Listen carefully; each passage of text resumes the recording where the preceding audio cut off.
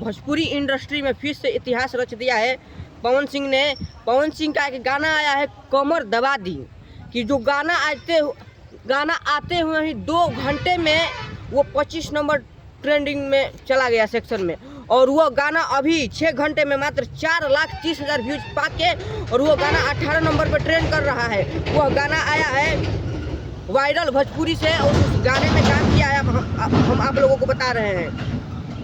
उस गाने में पवन सिंह और नर्मदा मल्लाह ने काम किया है, जो फिएट का काम किए हैं डांसिंग का। और सिंगर पवन सिंह और शिल्पी राज हैं, और जो राइटर है उस गाने के रोशन सिंह व्यास हैं, और डायरेक्टर दीपांश सिंह है, और एडिटर जीत फैक्स है।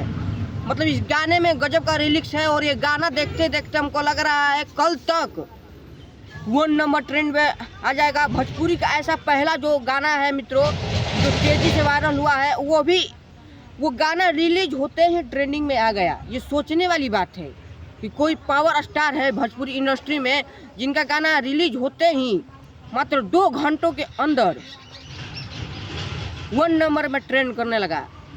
दोस्तों, भोजपुरी गाना मतलब भोजपुरी इंडस्ट्री जिसमें टिकी हुई है और जो नाम कर रहा है वह सिर्फ और सिर्फ पवन सिंह है। पवन सिंह का गाना आते आते ही ट्रेंडिंग में चला गया। सोचिए, पावर ऐसे से शुरू होला ऐसे से खत्म होला, ये बात सही है, बिल्कुल सही है।